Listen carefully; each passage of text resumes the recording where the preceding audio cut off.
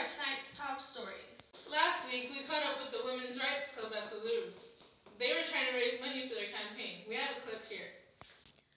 First up, we have this extraordinary expressionist painting. This is The Scream, painted by Edvard Munch. The bidding will start at €10.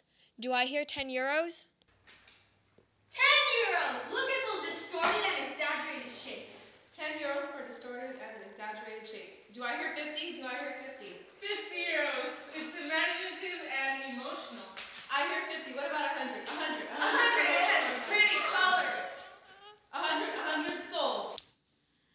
Next up, we have a wonderful Cubist painting. This is La Femme au Cheval, painted by Jean Metzinger. The bidding will start at €20.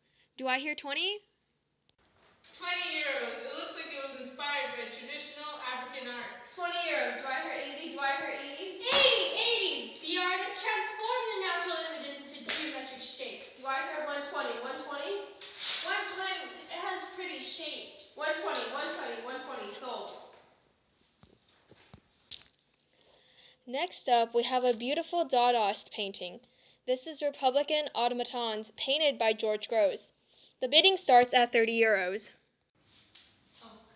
30 euros. Dada means hobby horse. 30. Do I hear 90? 90! The art is so meaningless. I hear 90. Do I hear 150? 150. Why does he have a 12 on his face? 150. Sold. Next up, we have a creative surrealist painting. This is Alphonse La Folie, painted by Roberto Matta. The bidding starts at €50. 50. This painting is beyond reality. 50. Do I hear 100? 100! This painting depicts Freud's ideas. I hear 100. Do I hear 150? 150. 150. I like the seahorse. 150. Sold. Last up is a terrific realist painting. This is The Gleaners, painted by Jean-François Millet. The bidding starts at €100. Who would pay 100 euros for that? We don't want to see those realistic paintings. We see those every day. Show us the real art. I want some swirlies and numbers and boxes and numbers. No more realistic depictions. We want emotion and imagination. We want real art. Show us the real art. Show it to us.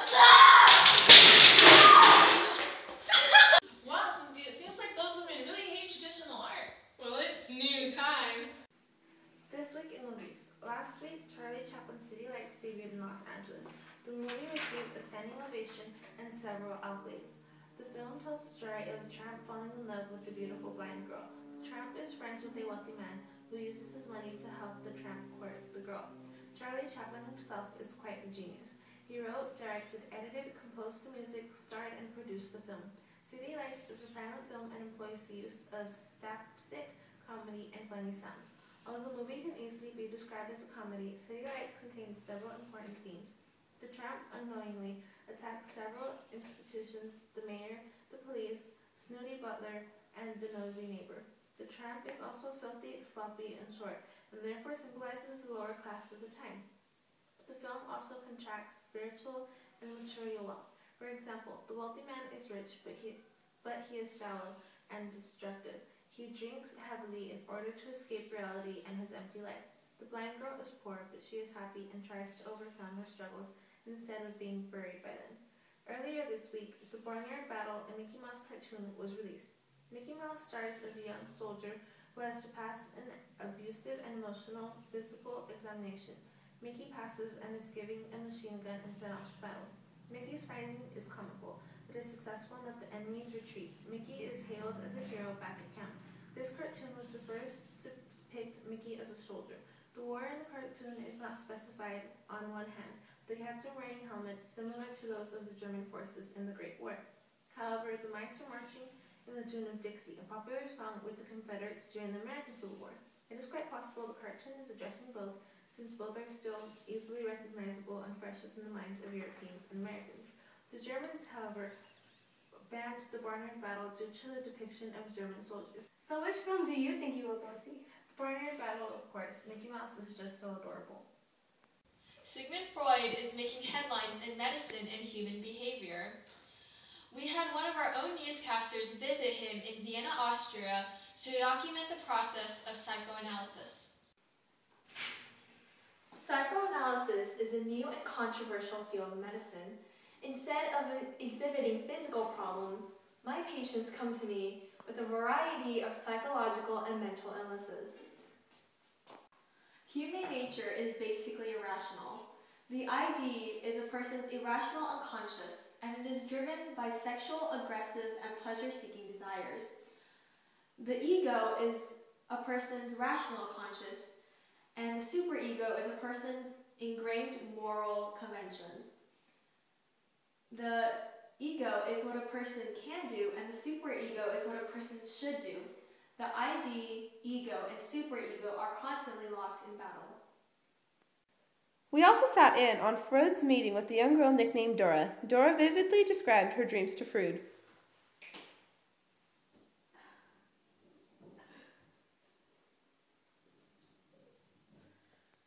My house was burning down, and my mother wanted to go back inside to get her jewel case, but my father didn't let her because he said it wouldn't be worth risking all of our children's lives. Once we were outside, I woke up. Dora was a very troubled patient. Her family was close with another family, the K's. Mr. K had made sexual advances towards Dora, but both Dora's father and Mr. K denied it. The jewel case symbolized Dora's virginity and how her father had failed to protect her from Mr. K. Dora was scared of Mr. K, but she was more scared of herself and her temptations. Wow, chilly. I wonder what Freud would analyze my dream as. Would you really want to know? Today we are with Franklin Delano Roosevelt, and he is going to describe how his New Deal for the Forgotten Man impacted the United States economic system. So, Mr. Roosevelt, what influenced you to develop such an important program that would impact the economic system during the Great Depression? Well, I wanted to be able to reform capitalism, help the farmers through these rough times by raising American prices, stabilize wages of everyone in society, fix the mass employment directly, and I specifically rejected socialism and the government ownership of industry. What kind of acts or reforms did you try to push for to make your program more successful? Well, I created the Agricultural Adjustment Act of 1933, and this act was pushed for raising prices and farm income by limiting the amount of production. We also developed the National Recovery Administration, also known as NRA, and its goal was to reduce competition between people in society and establish wages suitable and beneficial for everyone. Lastly, the Works Progress Administration, also known as WPA, was designed to create more jobs for the people by constructing public buildings, bridges, and highways. What would you consider your New Deal successful or unsuccessful? I believe this would be considered partly successful because by May of 1937, 8 million people were unemployed, which is a significant difference from the 15 million unemployed in 1933. However, unemployment is still a serious issue, but I do believe the New Deal has helped the USA. We are also visited by France's popular socialist leader, Leon Blum, and he is going to explain reforms made tried to recover France from the Great Depression. What kind of issues did you and your front government deal with? We had to deal with the social and economic problems throughout France. During this time, what did you and your front government encourage to attempt to make France more successful? We focused on a union movement that would make an important difference to society and social reforms that could stabilize the government. What would you say your problem that damaged your reforms? Increasing inflation and conservatives led to France's economic crisis. I'm proud that we tried to improve these problems, though, even though we failed to. Thank you for joining us today. The infamous radio broadcast that swept the nation in a panic was The War of the Worlds by Orson Welles, which illustrated Martians coming to Earth. Orson Welles had covered H.G. Wells' The War of the Worlds, which is a science fiction novel written 40 years beforehand. Although Wells did not intend to scare the nation, he had no idea of the havoc the radio broadcast would cause. On a Sunday in 1938, Wells' take on the novel was to debut. During this time, the radio business was booming, and many people tuned in for their favorite programs. In places like New Jersey and New York, more than about 1 million people were listening to the radio broadcast. Orson Welles and his Mercury Theater Company made it so his breaking news about the Martians seemed to interrupt a current program. Their show first began with a weather report, and then the setting changed to the Meridian Room in the Hotel Park Plaza in New York, where the audience would listen to an orchestra. Orson would then interrupt the music and try to get the word out there that the Martians were invading. Orson did have an introduction explaining the following was only a cover on a science fiction novel. However, not many people tuned in for the introduction because of popular shows like Charlie McCarthy. The described attacks sounded so real with the help of sound effects and other actors playing terrified radio announcers that the nation was fooled. The announcer was describing all kinds of things that ranged from heat ray weapons to the appalling looks of the Martians. People ran into the streets in a panic, jamming highways and causing all kinds of commotion. Many others ran to find gas masks to prevent themselves from inhaling the poisonous gas the Martians were spreading around. When word came around to Wells, he repeated his intro saying it was all fake and from a science fiction book. The Federal Communications Commission found there to be no law broken, and there was a newfound caution in networks. Frank Lloyd Wright was a student of Louis H. Sullivan, head of the Chicago School of Architecture. Frank Lloyd Wright is currently building his opus magnum for Pittsburgh businessman Edgar Kaufman Sr. We caught up with Wright and his crew at Bear Run, Pennsylvania for the USA. What inspired you to make a house as unique as this? The Japanese actually inspired me with their architecture. I wanted to bring out the harmony between man and nature, so I intertwined the exterior and interior spaces. How did you incorporate nature into the falling water house? I actually used the river and the mountain to my advantage. I used stones from the mountain to build the fireplace. The waterfall also flows right beneath the house. A set of stairs also leads out of the house and right onto the river. This idea of yours is quite out there, isn't it? Well, it's not something you see every day. I believe the Americans should have their own style of architecture. I also follow functionalism, and I believe that a building should lose the ornamentation and display only its useful features. On the other hand, another well-known architect is Germany's Walter Gropius. When he was only 28 years old, he designed the functional Fages factory in Alfeld, Germany. Gropius also designed the Bauhaus School of Crafts and Fine Arts in Weimar, Germany. We caught up with him at the school last week. So, Walter Gropius, describe functionalism for us. Functionalism is when architects design buildings based off their functions. For example, houses would lose the ornamentation and beautiful items and instead contain only useful construction and efficient machinery. As Le Corbusier said, a house is a machine for living in. How is functionalism present in the Bauhaus building? Well, we abandoned the ornamentation, the cornices, the eaves, and the decorative details. Instead, we used flat roofs, smooth facades, and cubic shapes. The colors were also mainly black and white, and the furniture was purely functional. The floor plan was also spacious and very open.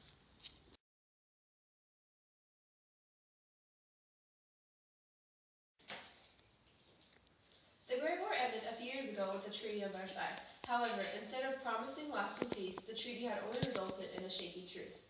The Germans hated the treaty, the French were isolated and fearful of the Germans, the British were undependable, the Russians turned to communism, and the Americans wanted nothing to do with European politics. The global economy was also in pieces due to the war and the fragility of international trade.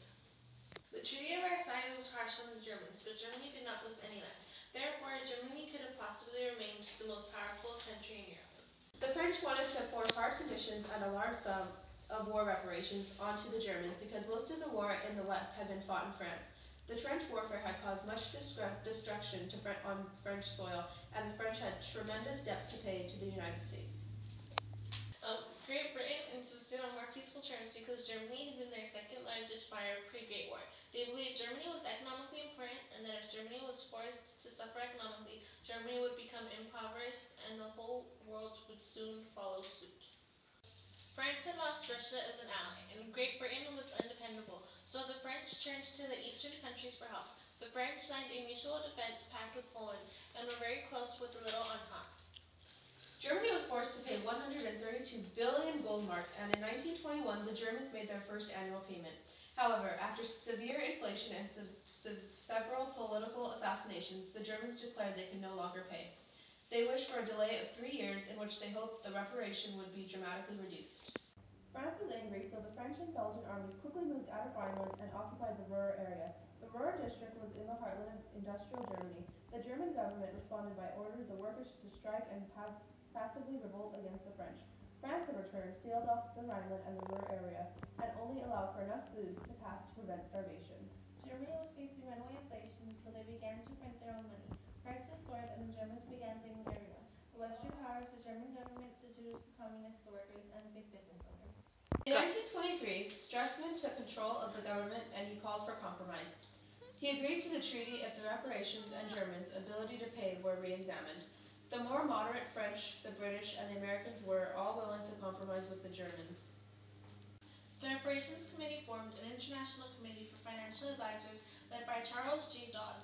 Dawes drafted the Dawes Plan, in which Germany was forced to pay yearly reparations based off of their economy. The Americans would also give Germany loans in order for Germany to recover from the war. Therefore, Germany would be using American loans to pay back France and Great Britain. Both in return used German reparations to pay back their American loans. Countries gathered in Locarno, Switzerland in 1925 to sign several agreements. France and Germany had to accept their border, and if either one invaded the other, Great Britain and Italy would join in the fight. Germany settled border disputes with Poland and Czechoslovakia. France would fight if Germany invaded either country. Germany also joined the League of Nations in 1926. In 1928, the Kellogg-Briand Pact was signed by 15 countries. This pact condemned and denounced war as an instrument of national policy. Although some of the peace conclusions still seem shaky, it's good to know the world is back on the path of peace. We discovered atoms were not small hard objects. They consisted of moving particles called protons, neutrons, and electrons. My husband and I discovered radium constantly discharges subatomic particles and therefore varies in atomic weight. Atoms released uneven bursts of energy. I named this quanta. This calls to question whether energy and matter are the same. Also, each element consists of a different unbreakable atom. I came up with a theory of special relativity. Time and space are relative to the observer, but the speed of light is constant throughout the universe. For example, if a woman were sitting in the middle of a train car and she got up and walked to the door, she would have gone, relative to the train, half a car. However, if a person were standing on the platform, he would think that the woman would have gone farther. My theory also states that matter and energy are interchangeable and that a single atom could contain large amounts of energy. I discovered atoms could be split. I also identified 7 subatomic particles, the most important being the neutron. The neutron can pass between atoms. How do your scientific discoveries contribute to the world? Our findings have little to do with the human troubles and problems caused by the Great War. Personally, science is not qualified to answer this question. Thank you all for coming. Another topic that has come a long way is philosophy. Before, philosophers cherished reason, progress, and democracy. However, after the war, people began to realize humans were inherently violent and irrational, and philosophers started to attack conventional beliefs. We have with us today leading philosophers Friedrich Nietzsche, George Sorel, Henry Bergson, Ludwig Wittgenstein, and Jean-Paul Sartre. So, gentlemen, would you mind explaining your beliefs? I came up with the term nihilism. Nihilism is the nullification of one or more meaningful aspects of life. For example, conventional beliefs such as rationality suppress passion and animal instinct, factors that lead to creativity and activity. Conventional morals are also outworn and also stifle self-realization and excellence. I also reject Christianity because Christianity is essentially slave morality. God is dead because modern, listless Christians have murdered him by no longer believing in him. Life is meaningless, but some people people refuse to believe life has no meaning. So they rise above the masses in order to define for themselves integrity and liberation.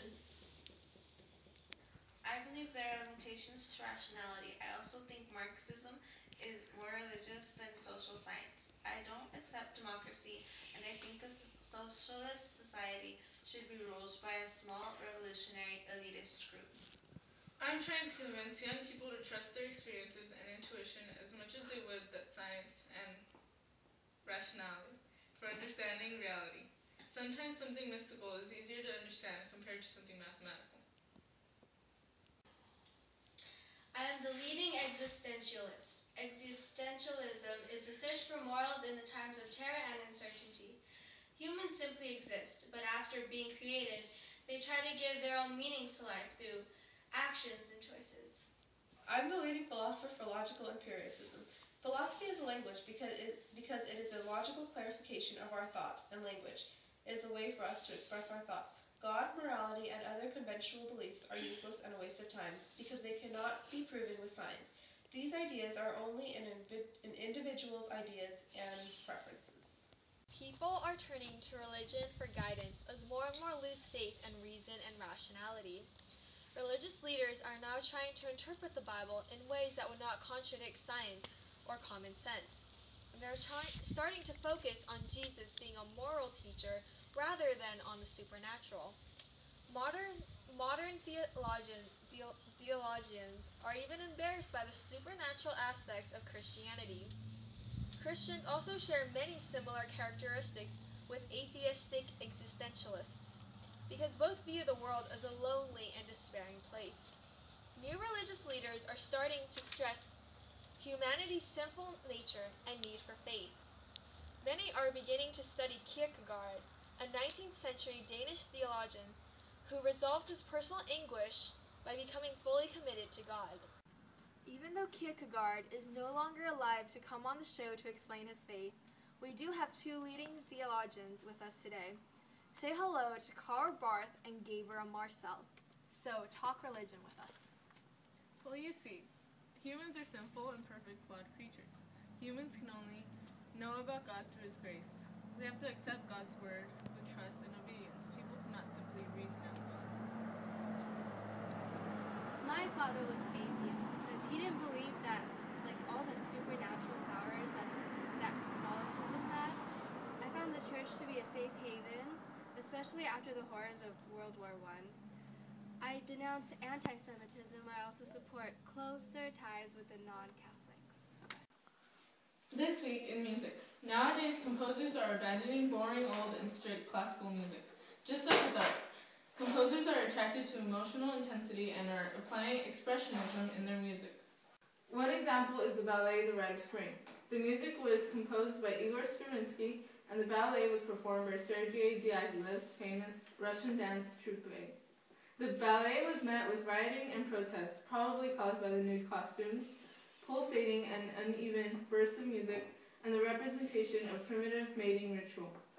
The audience was shocked and outraged by the pornographic-like ballet and material. Let's have a listen, shall we?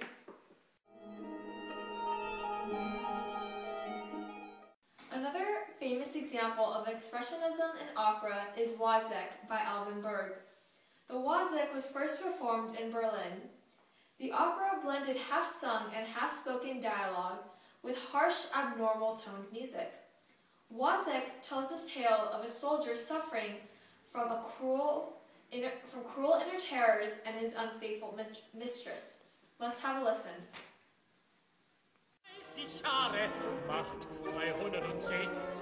Another famous expressionist composer is Arnold Schoenberg, and he diverges from traditional harmony and tonality. He composed independent and unrelated music by creating 12-tone music in the 1920s. This was very unique and mathematical, and differed from traditional music by ensuring all 12 notes of the chromatic scale were in the music. Let's have a listen.